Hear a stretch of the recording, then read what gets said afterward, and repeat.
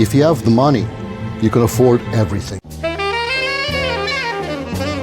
Continuing with Steel Barons, chapter 29. My day out on the boat with Roman Abramovich.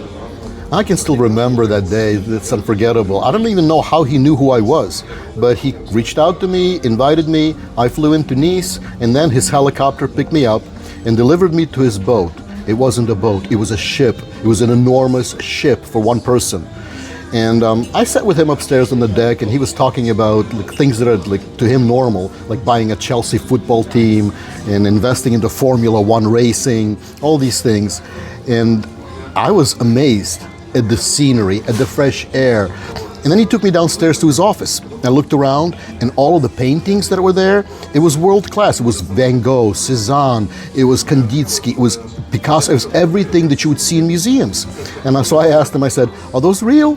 And he says to me, "Of course. The problem is to find it good enough of copies to give back to the museums as replacements. That was the problem." And I looked at it and I said, this is something that I can totally see myself doing. Everything I saw, it made perfect sense to me. After you buy all of the cars, and after you buy all the mansions, and then come private helicopters, then come football teams, airplanes, it's a progression of what you want to accomplish. It's the priorities that are there. So the moral of the story, I guess, is if you have the money, you can afford everything.